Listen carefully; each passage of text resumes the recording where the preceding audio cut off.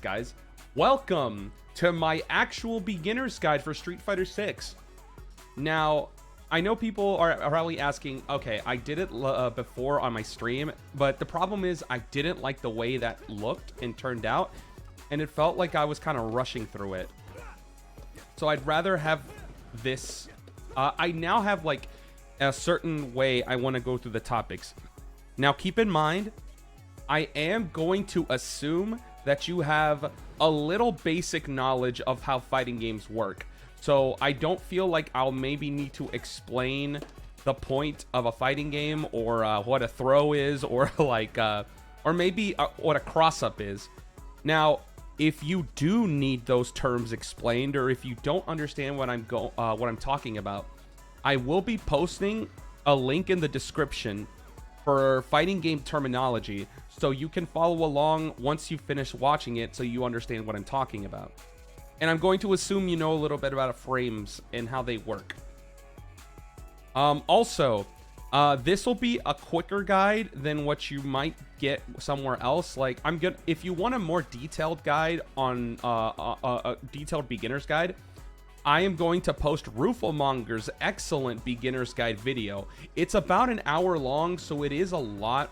There's a lot more to break down. But I just want to break down the basics, the mechanics of the game, and basically that's it. What you'll get to work with and where to go from there. So without any further ado, let's begin. So obviously Street Fighter 6 is a 6-button game. You have your light punch, medium punch, heavy punch, light kick, medium kick, heavy kick. All these buttons will do. Obviously, you use these buttons to go and try and damage your opponent. Depending on what kind of character you play, all these buttons will act or behave differently depending on what you push. Also, whenever you push these buttons, if you hold a direction, sometimes you'll get a certain different kind of move. Like here, I'm standing medium punch. If I hold forward and press it, I'll get an overhead. And an overhead, of course, is a move that you have to block standing up. So, 6 buttons, right? You use these buttons to basically deal damage, get distance, and gauge what your opponent wants to do. You also have access to special moves. Luke here has access to a projectile called Sandblast. Now, depending on the button I choose, he has a light, medium, and heavy version. Light, medium, heavy. Each have different properties, and the heavier one goes further, but it starts up slower. Medium starts up faster, but doesn't go as far. The light version obviously starts up the fastest, doesn't go as far. And you can do this with all your character's special moves. Like, he has like access to Avenger. He has his Dragon Punch. You know, things like that. So again, your characters have normal moves, different versions of those normal moves that you can do. You just have to explore your character and see what you find. And of course, one thing I'm going to recommend for all of you, I play on Classic, and I think that's going to be where everyone's going to play. Of course, Modern could be different. Maybe Modern will step up. So again, take my opinion with a grain of salt. But whenever you're picking a character, I highly suggest you go into the command list and just see what your characters can do. There's a detailed explanation of how what the moves do, how they work, and how to input them. So again, this isn't how to teach you how to do these things, because all this can be found for you on the command list of your character. See, like, Luke has access to all these different versions of normal moves that he can do, and even strings. So again, just see what your character can do. Alright, so that's about normals and specials. Let's talk about, obviously every character in this game has access to a throw. Let me turn off counter hit real quick, because we don't need that right now. So, grabs are used as effective ways to, whenever your opponent is blocking, actually I'll have a block. Whenever he's blocking, whether I go low and he blocks low, or when like I try to jump high and he blocks high. See, nothing I'm doing is working. He's just blocking everything. I can grab him. Grabs will beat block. However, if your opponent, what you can do to counter grabs is either move out of the wave of them because they have a very short range, or you can just grab them back and then it'll tech. Okay, so there we go. So now that I'm getting it, so whenever your opponent grabs, what you can do obviously is you can either move back or you can grab with them, which will cause a tech. See, now we get a throw escape. Now we separate further away from each other and we have to start back at neutral. So again, normals, specials, grabs. Okay, this all seems simple enough. I don't think I should have to like explain myself on how this works. Now, what makes Street Fighter 6 different from Street Fighter 5? Because all this was available in 5. Well, a couple of things, and I think I'll talk about those right now. So let me turn this off. Now, I'm sure you notice the green bars right underneath our health bars. That is called the drive gauge. The drive gauge gives you full access to a bunch of different mechanics and unique things that you can do. The first thing I'm going to talk about is actually going to be the parry. So let me go ahead and set the dummy to do just parry.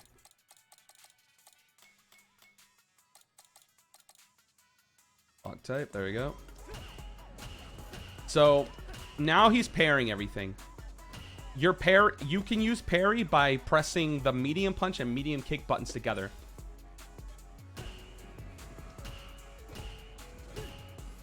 So what parry does is basically nullifies all strike and physical damage. So instead of blocking or instead of dealing with fireballs, you can just parry. And no matter what I do, it can even parry supers, certain supers. See? So parry is a very good defensive mechanic. However, it does lose to something. If you parry and I grab you, you take way more damage. You take about an 80% increase to what a normal throw would do to you. So again, nothing's working. Parry doing well, and then I decide to just grab you right after. And you'll know you did it right because it'll have a punish counter sign on the side. I'll explain what punish counter is later, but I just wanted to show you the point of parry. Why am I so bad at this for the perfect parries? Because I want to show you what it is. Okay, that's so dumb. I should have just done this from the beginning. I'm actually just dumb. So so I mentioned how we're talking about the parries, right? So with perfect parry, that is something you can do. It is very risky because it is a very tight window. So, ugh.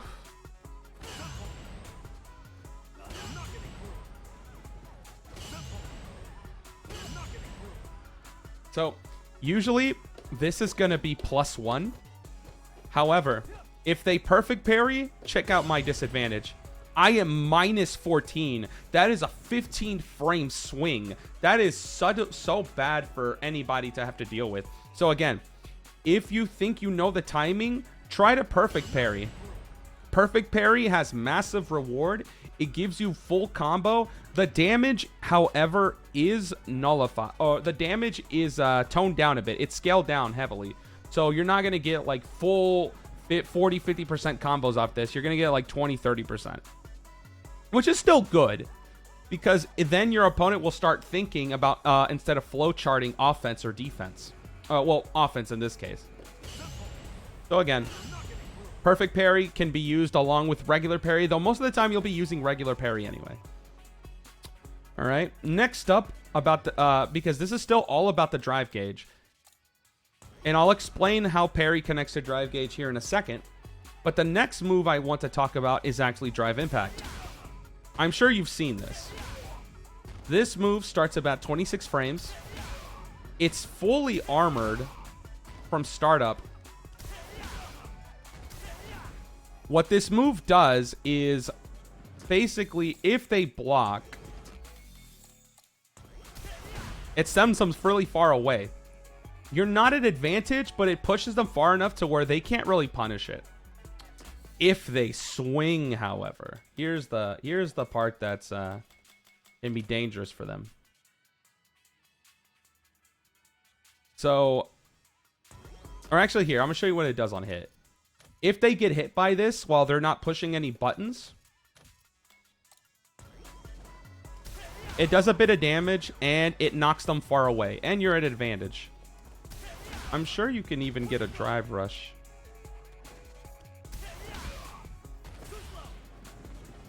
Yeah, about 3. Okay, so that's what it does normally on hit. What does it do if you push a button? Well, let's see. Let's actually take a look at what happens if you push a button.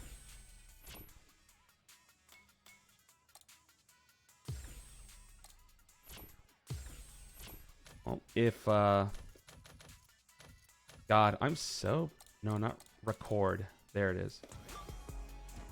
Swinging, swinging, swinging, swinging. Okay, here's punch. So if your opponent swings while you do drive impact, they will go into a crumple state. So watch again. And one more time.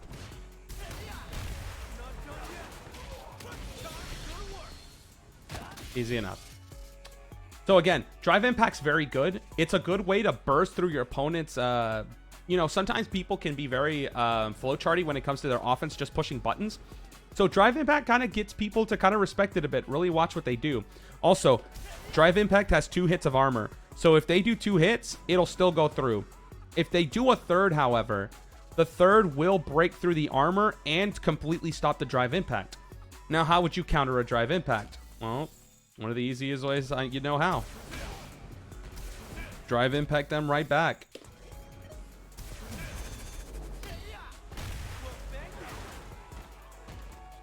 Now do it again.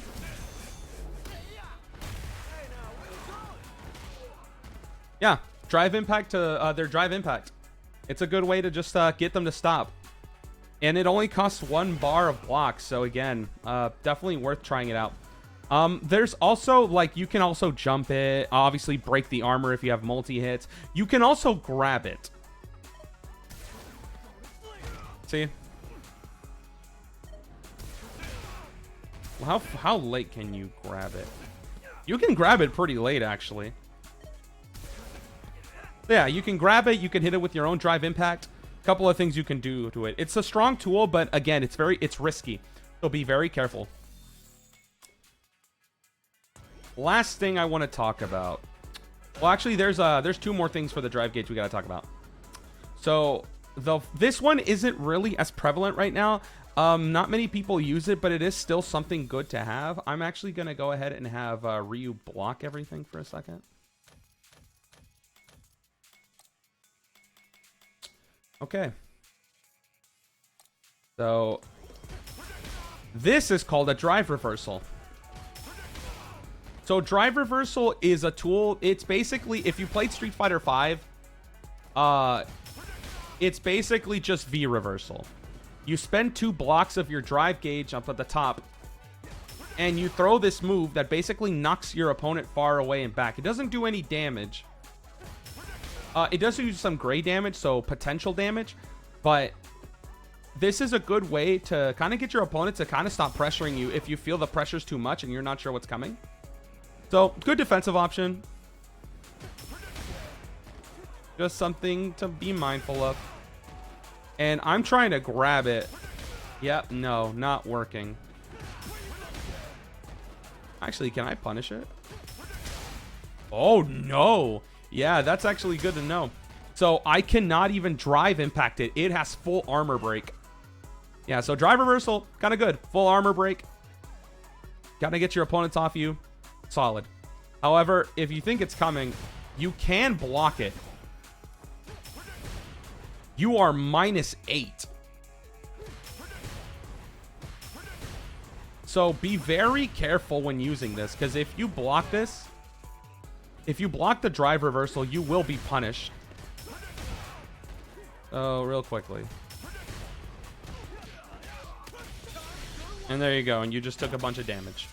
So again, drive reversal, a good solid defensive option. But if your opponent reads it, you can be punished hard for it. So good to know. And finally, the last thing for the drive. Well, there's 2 more things, actually. I keep forgetting it. So the drive gauge gives you access to your EX moves. So basically, EX moves or overdrive moves. If you have a special move like Sandblast, you can use an overdrive version of it, which would be EX. And the overdrive versions of moves are like usually like stronger, faster, can lead to combos. Like I said, it really depends on what kind of character you play. So again, I'm gonna let you mess around with that. But most EX moves will cost you 2 bars of or 2 blocks of overdrive. So again, be very aware that this is a thing. Finally, all right, guys. Quick note here. I know this is going to sound really random, so it might seem out of order, but I did forget something before we talk about burnout. So, I'm really sorry. I'm really dumb for doing this. So, apologies. I did forget. I thought I had already talked about it, but one of the other mechanics that you get from your drive meter is actually drive rush. This is one of the most important tools that you will have access to in Street Fighter 6. This is basically one of your best options for starting your pressure. So how does this work? Well, you can do this a couple of ways. So in this game, you can do cancelable actions. So like low forward or low medium kick into fireball. That's a cancelable thing you can do. Now, in this game, you can do a drive rush from a normal. So you can any move that you can any normal that is special cancelable, you can drive rush cancel. You do it by just dashing forward, double tapping forward. So some of these moves obviously can't be drive rush canceled, but others can. You just have to discover what they are. So what is the drive rush used for? Well, drive rush is used again for starting pressure and to kind of juggle, kind of extend your combos. So like right here, right? I'm gonna do double medium punch. See, it's not a real combo because it doesn't say 2 hits. However, see, now it's 2 hits. And there is something else you get from this. During drive rush, you get 4 extra frames. So like usually this is not true. However, now with drive rush, this is usually only +5 on hit. If I drive rush it, it's now +9, which allows me to connect into crouching fierce. Boom. Yep, easy enough. So yes, drive rush important. A couple of things to know though. If you drive rush from a canceled move, whenever your opponent is either blocking or not, if you're hitting your opponent with this with a move that's drive rush cancelable, or whenever you cancel from a move that's touching your opponent, it takes 3 bars. See? 3 bars. It's very expensive, but sometimes it's worth it. If you really want to spend less, you can just do it from parry. So if you hold parry, you can just double tap forward, and now it only costs 1. Now you may be thinking this seems a little slow, and it is. So there is a shortcut for this. So just whenever you do a forward dash, like you just double tap forward, and you'll get a dash. Now, what you can do is do the dash, but input parry at the same time. So again, parry is medium punch and medium kick. So after the second tap, or during the second tap, you push down parry. And now we're getting instant drive rushes. See, the parry animation doesn't even come out. Consider it like a hidden technique. It's not really hidden, people have been doing it, but it is important to your gameplay.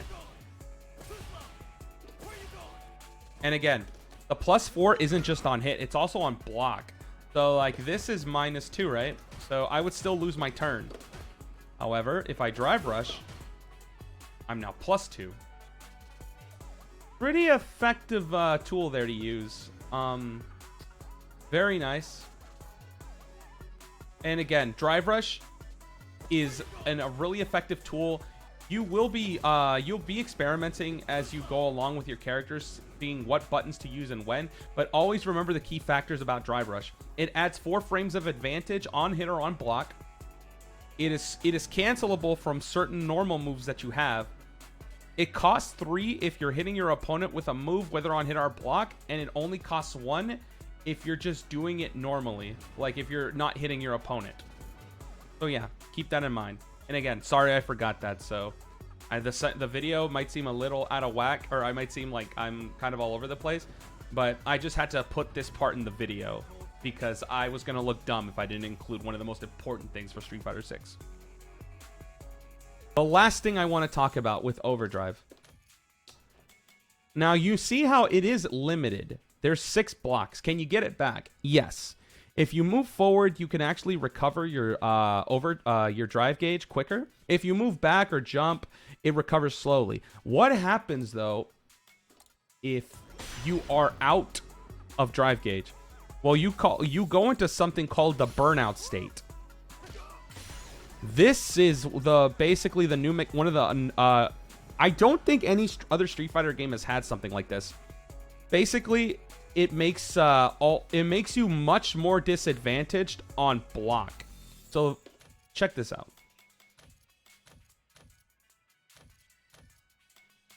Let's have Ryu block everything.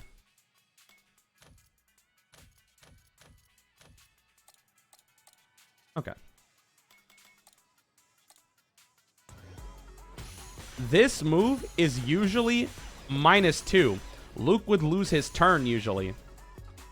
But whenever you're in burnout, you actually get 4 extra frames of advantage. So this +1 button, this is really usually good for Luke, is now even better because it's +5. Even the heavy buttons now, just like -2. Even up close heavy kick is -1. +1. See, burnout is very bad place to be. Also, while you are in burnout, you cannot use any of your EX moves, you cannot use drive parry, and you cannot use drive impact, and you also can't use drive reversal. So yeah, burnout means you have access to none of the drive gauge or its mechanics. So always be very mindful whenever you're spending your drive meter or your drive gauge to do things, that once you're in burnout, you lose access to a lot of mechanics that can be very useful to use. Sometimes it's good just to use all your drive gauge to finish someone off, but if it's not finishing it off, then you put yourself into a very dangerous state. Also, whenever you're in burnout, if you get drive impacted at the wall, you are stunned. This is the only way to get stunned in this game that I am aware of. Maybe it's happened through multiple hits, but I've never seen it. If you get stunned, then you are guaranteed a full-fledged combo. I'm just going to do something simple.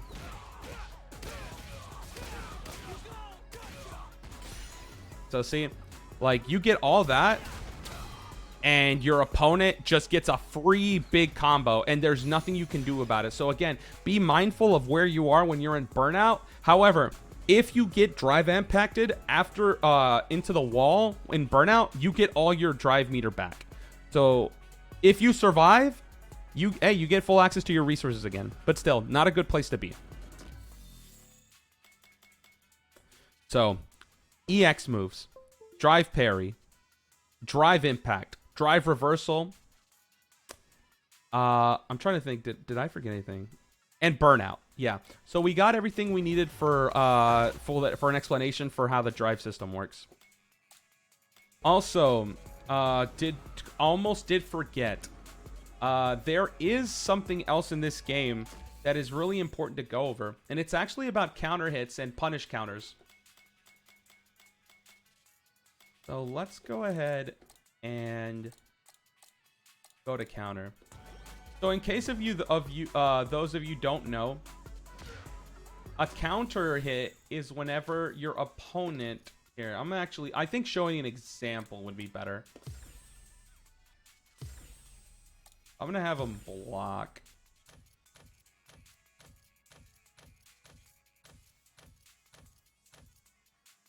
Oh, okay. I was like, where's my blocks? There we go. Block on.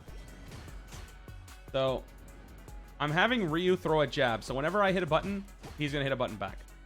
So, counter. What a counter is basically whenever you. So watch. I'm +1 after this.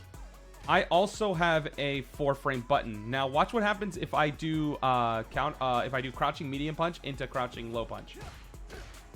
I get a counter hit. Now what happened? Well, Ryu has a 4-frame jab. I also have a 4-frame jab, but it's a crouching jab. I am +1 after this. So I have 1 frame earlier to do something before my opponent or Ryu does. So since he's throwing a 4-frame button and I'm throwing a 4-frame button too, they would usually trade because they're coming out at the same time. However, because I have 1 frame of advantage after this, my button is going to come out 1 frame faster and interrupt his. And that's how a counter hit works. You will find out as, like I said, you'll keep going as you play this game. You'll find out what you can use to counter your opponent, like... See, I'm +5 here. So if he pushes that, I can actually do another one and interrupt him. See? Counter it. He's trying to push his fastest button, but I have too much frame advantage. Also, last thing I want to talk about with this counter system is actually going to be punish counter. And it kind of goes into whiff punishing too, and I'll explain whiff punishing here in a second. So, a punish counter. Here, I'm actually going to have him... Ugh, why is there a cooldown? I'm just going to have him throw heavy kicks. Easy enough. Let's see if he does them. I punish countered myself. So... Whenever you throw a move, there are certain frames that happen. So like there's the startup, which is how long it takes for the move to come out. The active frames, which is how long the move is active to hit your opponent. And then the recovery frames, which is how long it takes for the move to finally finish before you can throw another move. Like see, Luke throws it. It's a 10 frame startup. It's active for about 3. Starts up in 10 frames. It's active for about 3. And then I take 23 frames to recover. If Ryu throws a heavy button and I hit him right during the recovery of his heavy kick, he can be punish counter. So see, he's throwing these moves out. Now I'm gonna hit him during the ending of the heavy kick. See, it stuns him. It sends him far. And actually, Luke specifically can get something off his punish counter. But you get the idea. Like, Luke can get something off it. I'm just very bad at it. See, like, I could do it right there. Like, see, if I punish counter, it does a lot of damage, and then I can, like, cancel it. Some of them are cancelable. Other times, the punish counter just does so much that here, I'll do standing heavy kick for the punish counter. See? My punish counter for standing heavy kick actually launches Ryu into the air, and then I get a juggle. So again, explore what your punish counters do and what properties they have, because you could get a lot for it. So yeah, counters, startup. Obviously, if you have more advantage and you press a button at the same time, or if you have frame advantage and your button comes out before theirs, that's a counter. A punish counter is whenever they are recovering during the end of a move and you hit them, which leads to massive damage. So pretty self-explanatory. I'm sorry if I kind of fumbled that for a bit. So, one last thing I'm going to talk about. There's a few more other things I can talk about, but I want to kind of keep this short, even though it might already be running too long. You see the numbers here, the one right next to Luke's feet. Yeah, there's a 3 on it. That's your super meter. So every character in this game has about 3 or more supers that they can do. So Luke has a level 1, a level 2, and a level 3, and as you can imagine, the higher the level, the more damage it does. So level 1, level 2,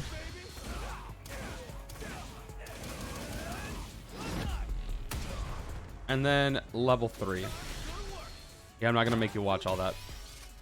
Yeah, so like I said, pretty self-explanatory. You use these in conjunction with your combos to do more damage to your opponent. Some supers don't even do damage. Some of them actually are installs or enhance your character. Again, you'll have to explore your character and see if they have any of these. And yeah, I think that's basically it in terms of like the general mechanics and ideas or some behind the game. Your normals, your specials, your drive gauge, which gives you access to your drive impact, your drive parry, your drive reversal, EX moves, and burnout, and then your super moves. I'm trying to think if there's anything else.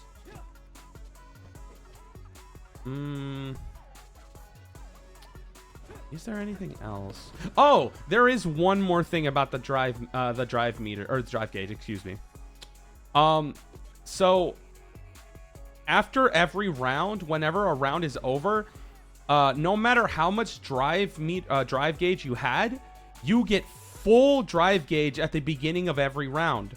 So I could just spend all this, or here, I'm not gonna have them refill. So I'm just gonna boom, boom, boom. Oh, stop refilling. Oh, wow.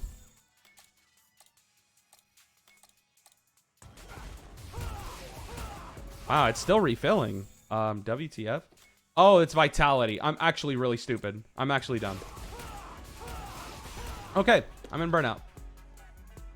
If I were to win this round, the next round, I would have full access to my drive meter again. You always start with full drive at the beginning of every round, no matter how well you did, or if you lost or if you won. However, your super meter does not work the same way. Whatever amount of super you had in the last round, that's what you start with in the next round. So again, drive gauge, that meter will always reset and go back to full after every round. Super will only be as full as you had at the last round. And yeah, last thing, these are just going to be just general tips and guides. Now, one thing you will have to learn, maybe you're not a Street Fighter player, maybe you're a Tekken player, maybe you're more of an anime player. This game, footsies are heavily emphasized, and I know you're saying, "Oh, here we go, Street Fighter guy talking about footsies like we don't have them." It's not that it's like not y'all don't have them, but in this game it's heavily emphasized. If you don't know, I would not do this justice. If you want to know what I'm talking about, I want you to go watch Punk at DreamHack Dallas this last weekend. The way he played Cammy, that kind of gameplay is going to be the norm. It was kind of that way in 5, and it's still heavily implied here in 6. So using your distance, trapping opponents, hit confirming, hit confirm, hit confirm, hit confirm. That is going to be one of the most important things you need in order to improve at this game. Hold on. My stick disconnected. Hopefully it comes back. There it is. All right, guys. So I think that's everything. Again, there's plenty of guides on YouTube. I'm going to post a few links down in the description below to maybe either for the lingo or to help you get started, or you want a more detailed version of what I'm talking about. Like I said, guys, there's Discords. I'm always willing to play if you want to just send me a message on Discord or on my YouTube channel or whatever. But yeah, that's basically it, guys. I hope you enjoyed the video. I hope I didn't talk too long and I didn't bore you. And yeah, guys, I hope I explained myself decently well. So again, thanks so much for tuning in, and I will catch you on the next one, YouTube. Deuces.